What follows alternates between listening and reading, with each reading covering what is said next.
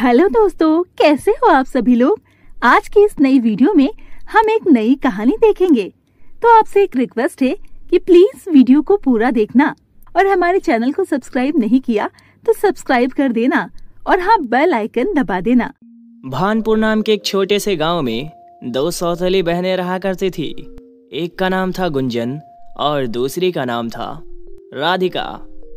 राधिका गुंजन की सौतेली बहन थी, इसीलिए गुंजन हमेशा उसे मारा पीटा करती थी। साथ ही साथ उन दोनों में बहुत ही ज्यादा झगड़ा होता था और वो उसी से ही घर का पूरा काम करवाती थी। अरे ओ कामचोर कहीं की, जरा जल्दी जल्दी हाथ चला। दिन प्रतिदिन तेरी कामचोरी तो बढ़ती जा रही है। तू काम भी नहीं करना चाहती। चल, अभी घर का सारा काम बाकी है, वो भी तुझे ही करना है। जल्दी जल्दी काम खत्म कर, समझी? दीदी, मैं तो काम ही कर रही हूँ ना। मैं अपने हिसाब से अच्छी तरह से कर रही हूँ, आप चिंता मत करिए। मैं घर का पूरा काम करूँगी और आपको शिकायत का कोई मौका नहीं दूंगी। आप जाओ और आराम करो। तेरी इतनी हिम्मत, तू मुझसे जुबान लड़ा रही है। तेरी जुबान बहुत ज्यादा चलने लगी है ना। अभी दूंगी ना कान के नीचे एक, तो तेरी सारी अकल ठिकाने आ जाएगी। दोनों में लड़ाई चल ही रहा था, तभी वहां पर उनकी माँ आ जाती है और दोनों को लड़ता हुआ देखकर उन्हें डांटते हुए कहती है, अरे क्या तुम दोनों सुबह सुबह ही लड़ना शुरू हो गया तुम दोनों का। और कोई काम नहीं है क्या तुम दोनों को, जो सुबह सुबह लड़ाई झगड़ा शुरू हो गया? माँ देखिए ना, दीदी मुझे डांट रही है जबकि मैं काम कर रही हूँ। और उन्होंने मुझे यह भी कहा कि अगर मैं अच्छे से काम नहीं करूँगी तो वो मुझे थप्पड़ मारेंगी। अरे माँ देखिए तो, यह कितना झूठ बोल रही है। मैंने तो ऐसा कुछ भी नहीं कहा। मैं इसे थप्पड़ क्यों मारूंगी? ये बिल्कुल झूठ बोल रही है माँ। आप इसकी बातों पर विश्वास मत करिए। मैंने तो इसकी मदद करने के लिए बोला था, पर ये भाव खा रही थी और बोल रही थी मैं खुद ही कर लूंगी। चुप करो गुंजन, तुम कितना ज्यादा बिगड़ गई हो। जब देखो तब झूठ पर झूठ बोलती हो और साथ ही साथ राधिका को हर वक्त डांटती रहती हो।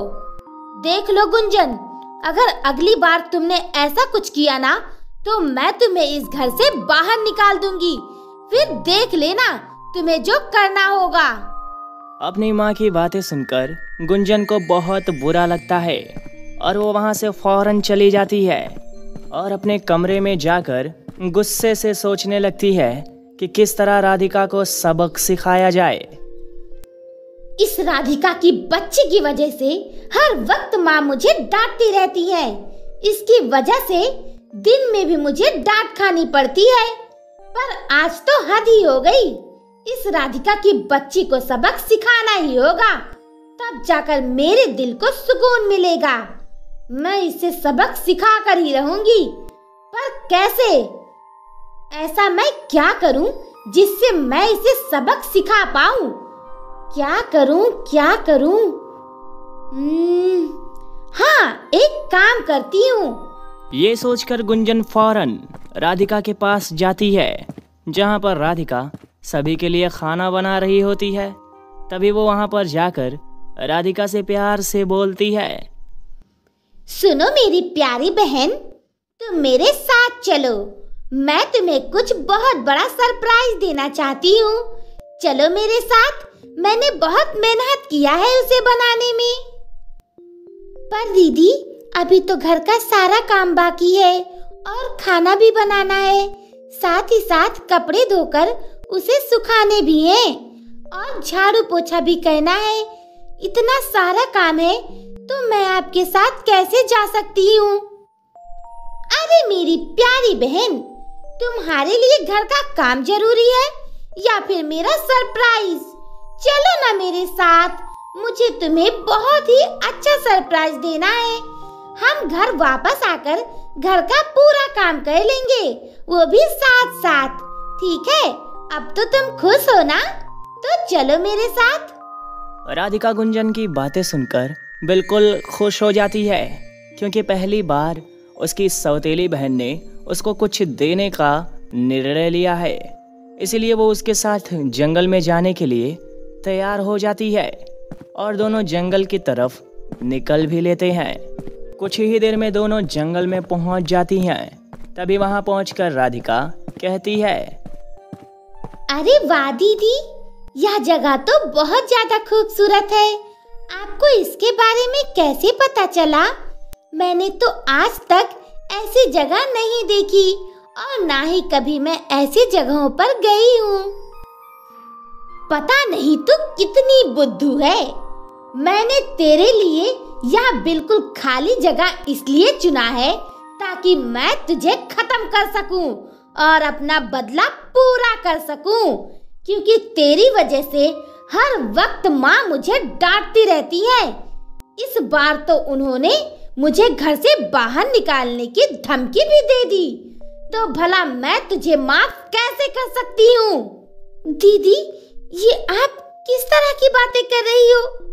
आप मुझे मारना चाहती हो? पर क्यों दीदी? मैंने आपका क्या बिगाड़ा है? आप मजाक कर रही हो ना दीदी? बोलो दीदी। अरे ओ पागल कहीं की, मैं तुझसे मजाक क्यों करूंगी? आज मैं तुझे खत्म करके अपना बदला पूरा करूंगी, समझी? तेरी वजह से हर वक्त माँ मुझे डांटती रहती है, पर अब नहीं। अब मैं अकेली रहूंगी तो माँ मुझे कुछ नहीं कहेंगी। दीदी, मुझे माफ कर दीजिए। मेरी वजह से माँ आपको हमेशा डांटती रहती है। मुझे माफ कर दीजिए दीदी। आज के बाद मैं आपके सारे काम करूंगी और आपकी गलतियों को भी अपनी गलती मान लूंगी। बस आप मुझे माफ कर दीजिए दीदी। नहीं, बिल्कुल भी नहीं, क्योंकि आज तो मैं तुझे मार कर ही रहूंगी। आज तेरी कोई भी माफी नहीं चलने वाली। मैंने बहुत मेहनत करके ये जगह चुना है। आई एम सो सॉरी मेरी बहन, पर अब नहीं हो सकता ये सब। अब मैं बिना समय गवाए तुझे इस दुनिया से अलविदा कर देती हूँ और तेरा काम हमेशा हमेशा के लिए खत्म। ऐसा बोलकर गुंजन राधिका को उस पहाड़ से धक्का देने वाली होती है, पर वहाँ कुछ उल्टा ही हो जाता है, क्योंकि गुंजन का खुद ही पैर फिसल जाता है और वो उस पहाड़ से नीचे गिरने लगती है। अपनी सौतेली बहन को यूं नीचे गिरता हुआ देखकर राधिका रोने लगती है और मदद के लिए पुकारने लगती है। अरे कोई है, कोई मेरी दीदी को बचाओ, वो पहाड़ से नीचे गिर गई है। बचाओ कोई उन्हें, कोई हमारी मदद करो। कोई मेरी आवाज सुन रहा है?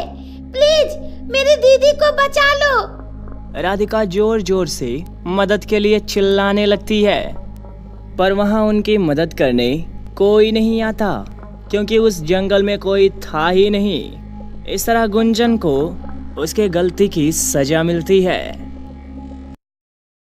तो मेरे प्यारे दोस्तों, मुझे आशा है कि आपको ये वीडियो पसंद आया होगा। अगर आपको ये वीडियो पसंद आया हो तो हमारे चैनल को सब्सक्राइब करें, वीडियो को लाइक करें और बेल आइकन दबाना ना भूलें, ताकि आपको ऐसे ही इंटरेस्टिंग वीडियोस हमारे चैनल पर मिलती रहे। तब तक के लिए बाय बाय, टेक केयर।